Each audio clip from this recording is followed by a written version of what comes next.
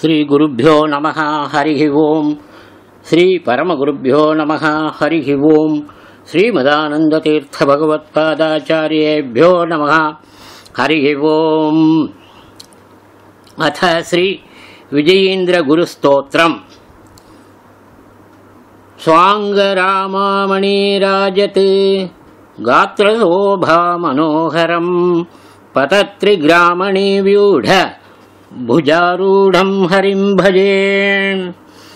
भूयिष्ठबुद्धिगुरुशास्त्रपयोब्धिचन्द्रं मायाविदुर्मततमः प्रकरोष्णभानुं पादोपसेवि जनमण्डलनाघभोगं श्रीमज्जयीन्द्रगुरुवर्यमहं नमामि।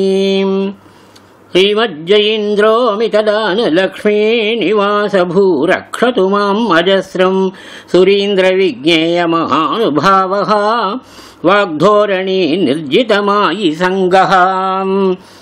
श्रीरामपादाम्बुजसेवनाप्त सम्पत्तिभूमाश्रितकामधेनुः श्रीमज्जयीन्द्रनिशमाप्तकामं करोतु कर्मन्दिजनाधिमौलिः। नागीयरत्नं निजभक्तफाले श्रीमज्जयीन्द्रोऽमितचित्स्वरूपः पापानि भूमिदरदानचम्पा दारानिलिम्बेन्द्र गुरुर्गुरुर्नः। श्रीमज्जयीन्द्रोऽमितसाधुसङ्घ संसृत्यरण्यावलिसायुमित्रं समग्रनीचग्रहशासकोऽव्याद्दुरत्ययप्रत्ययसागरालीः। यत्पादाम्बुरुहावने जनवनः प्रीतः सदानेकसत् गङ्गात्यम्बुवगाहलम्बसुकृतौ व्रातः भवेत्तं भजे। उत्सार्यामितापधूतिनिपुणो वन्द्याङ्गनापुत्रदो नानादेशनृपालिमौलिधरणी देवैः सदाराधितः। यत्पादधूलिपरिलिप्तशरीरिणोऽन्ये यत्पादलोकनविधूतसमस्तकल्काः यत्पादसारुरघवर्णनचीर्णवागः तद्दृष्टे अज्ञजनदुर्मतिदावदावः। श्रीव्यासराजपदपङ्कजमत्तभृङ्गः श्रीमत्सुरेन्द्रयतिवंशविशालमुक्तां श्रीमत्सुधीन्द्रयतिनेतृगुरुर्जयीन्द्रः इष्टप्रदो भवतु मे सततं प्रभुः सः। श्रीमद्वागामदुग्धाब्दी चन्द्रो विजयीजिता समस्ततन्त्रविन्मौलिः पापान्मुक्तं करोतु मां गोचरीकृतगोविन्दः दूरीकृतदात्मजः मनीषितार्थदातान्यो विजयेन्द्रन्न वर्तते कृपया प्रत्ययवादान्य वाक्प्रावीण्यमुखाङ्कितः निग्रहानुग्रहस्वैरी विजयेन्द्रन्न वर्तते मायावादीन्द्रसारङ्ग केसरीन् विजयीजितः समोऽस्ति लोके नान्यस्ते न भूतो न भविष्यति भक्तिज्ञानसुपुत्रायुः सम्पत्श्रद्धादिदुःक्षुताः सर्वशास्त्रमनीषाश्च दत्त्वा रक्षतु हंसराट् विस्मृत्य ज्ञानदारिद्र्य सन्तापामितरोगजान्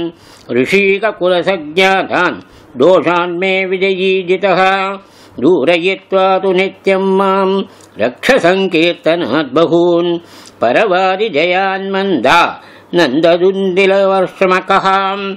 ॐ नमो विजीन्द्राय इत्यष्टाक्षरमन्त्रतः जप्यते भाव्यते वापि येनाष्टात्तथसिद्धये नार्या वापि नरेणापि गृहीणा च सुभक्तिना ऐहिकामुष्मिकान् सर्वान् प्रार्थनान् मोदते ह्यसौ गणातीतमहात्मायः विजयेन्द्रयतीश्वरः चतुष्षष्टिकलापूर्णः रुजो मुक्तं करोतु मां पुण्यक्षेत्रकरोद्भूत पुण्यावाप्त्यै करोम्यहं तव वृन्दावनमपि प्रदक्षिणशतं विभो तव वृन्दावनजलं प्रोक्षे मूर्धि सदा नघ पुण्यामरसरीन्मुख्य सिन्धुस्नानफलाप्तये समेप्तीत्सितसिद्ध्यर्थं नमस्कुर्वे जयीन्द्रते तव संस्मरणं सर्व शास्त्रार्थप्रतिपत्तये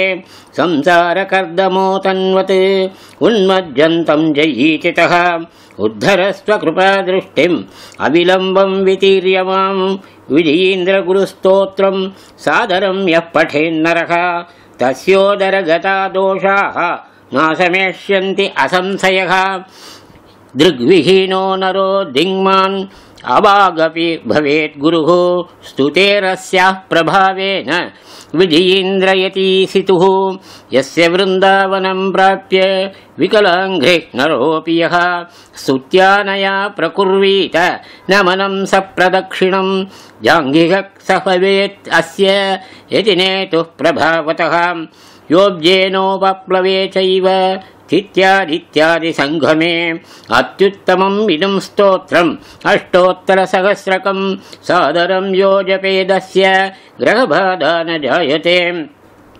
सुतमेतां पठन्यो वै वृन्दावनसमीपगे प्रदीपं ज्वलयेत्तस्य ज्ञानपुत्रप्रदो ह्यसौ परवादिपराभूति भक्तिज्ञानादिसम्पदां बुद्धिः स्यात् विजयीन्द्रस्य स्तवनात्मात्र संशयः लुण्टकोरग पृथ्वी च पुण्डरीकादिपीडन प्रभावेन स्तुतेरस्याः न भवति अत्र निर्णयः भक्तहृत्पङ्कजार्काय नमन्नागधरारुहे भजतां स्वर्गजगवे विजयीन्द्राय ते नमः माद्यत्तप्पय्यमातङ्ग गर्वनिर्वापणक्षमः श्रीजयीन्द्रमुहेन्द्रो मे हृद्गुहावसतो भवेत् भक्तानां मानसाम्भोज भानवे कामधेनवे नमतां कल्पतरवे जयीन्द्रगुरवे नमः इति श्रीविजयीन्द्रार्य